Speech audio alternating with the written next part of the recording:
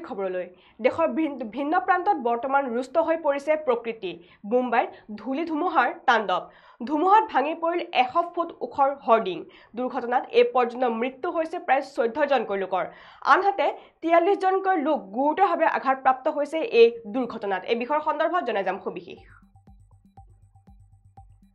দেশৰ ভিন্ন প্ৰান্তত চলিছে বৰ্তমান প্ৰকৃতিৰ ৰুষ্ট ৰূপ মুম্বাইৰ ধূলি ধুমুহাৰ ভয়ংকৰ তাণ্ডৱ ধুমুহাত ভাঙি পৰিল 100 ফুট ওখ হৰ্ডিং দুৰ্ঘটনাত এই পৰ্যন্ত মৃত্যু 14 জনকৈ লোকৰ 43 জনকৈ লোক গুৰুতৰভাৱে আঘাতপ্ৰাপ্ত এই ঘটনাত চেন্দানগৰ জংচন পেট্ৰল পাম্পৰ ওপৰত খহি পৰে এই হৰ্ডিংখন বৰ্তমানো অব্যাহত আছে অভিযানকাৰী দলৰ অভিযান মৃতকৰ পৰিয়ালক 5 লাখ টকাৰ সাহায্য ঘোষণা আনহাতে লিফটিং অপাৰেশ্যনৰ ক্ষেত্ৰত নিযুক্ত কৰা হৈছে 25 জনকৈ বিশেষজ্ঞ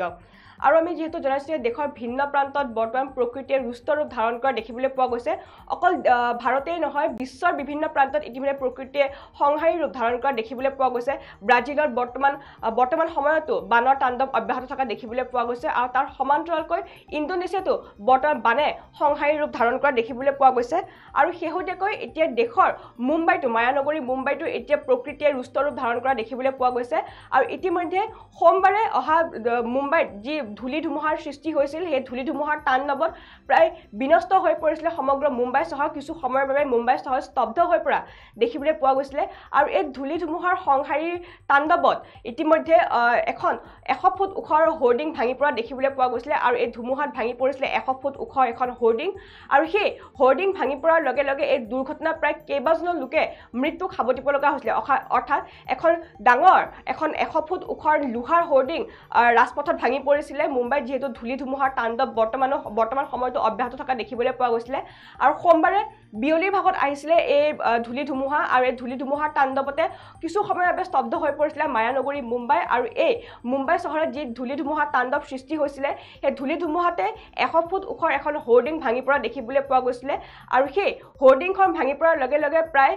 প্ৰথম পৰ্যায়ত 8 জনকৈ লোকে মৃত্যু খাবতিব লগা হৈছিল আৰু তাৰ পিছত যেহেতু এই ঘটনা সন্দৰ্ভত আৰক্ষীয়ে তদন্ত অব্যাহত ৰখা দেখিবলৈ পোৱা গৈছিল অভিযানকাৰী দলসমূহে অভিযান চলাই থকা দেখিবলৈ পোৱা গৈছিল আৰু শেহতীয়া তথ্য অনুসৰি এই দুৰ্ঘটনাত এই পৰ্যন্ত মৃত্যু হৈছে প্ৰায় 14 জনকৈ লোকৰ অৰ্থাৎ হোৰ্ডিং খহি পৰাৰ লগে লগে এই দুৰ্ঘটনাত এই পৰ্যন্ত প্ৰায় 14 জনকৈ লোকে মৃত্যু খাবতিব লগা হৈছে বুলি ইতিমধ্যে তথ্য সদৰি কৰা হৈছে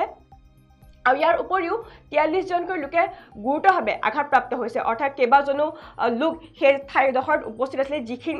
যিখিনি ঠাইত এই হোৰ্ডিংখন ভাঙি পৰিছিল আৰু সেই হোৰ্ডিংখন ভাঙি পৰা ঠাইখিনিতে 14 জনকৈ লোকে মৃত্যু খাবতিব লগা হৈছিল বৰ্তমান সময়লৈকে ইতিমধ্যে শেহতীয়া তথ্য অনুসৰি 14 জনকৈ লোকে মৃত্যু খাবতিব লগা হৈছে আৰু ইয়াৰ উপৰিও 43 জনকৈ লোকে গুৰুতৰভাৱে আঘাতপ্ৰাপ্ত হৈছে এই দুৰ্ঘটনাত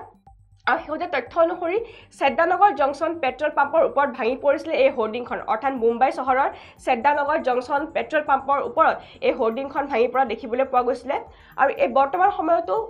উদ্ধাৰ অভিযানকাৰী দলে এই অভিযান চলাই থকা দেখিবলৈ পোৱা গৈছে সেই ঘটনাস্থলীত আৰু ইতিমধ্যে মুম্বাই চৰকাৰে মৃতকৰ পৰিয়ালক 5 লাখ টকাৰ আৰ্থিক সাহায্য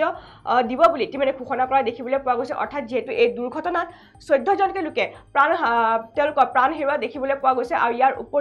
43 জনকৈ লোকে গুৰুতৰভাৱে আঘাতপ্ৰাপ্ত হৈছে আৰু ইতিমধ্যে মুম্বাই চৰকাৰে ঘোষণা কৰিছে যে মৃতকৰ পৰিয়ালক তেওঁলোকে 5 লাখ টকাকৈ আৰ্থিক সাহায্য প্ৰদান কৰিব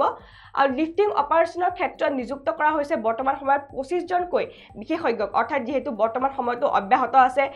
এই উদ্ধাৰ অভিযানকাৰী দলৰ উদ্ধাৰ অভিযান আৰু চেন্দানগৰ জংচন পেট্ৰল পাম্পৰ ওপৰত সেই বৃহৎ আকাৰৰ অৰ্থাৎ 100 ফুট ওখৰ সেই হোৰ্ডিংখন খহি পৰা দেখিবলৈ পোৱা গৈছিল যাৰ পৰিপ্ৰেক্ষিতত বৰ্তমান সময়লৈকে 14 জনকৈ লোকে মৃত্যু খাবতিব লগা হৈছিল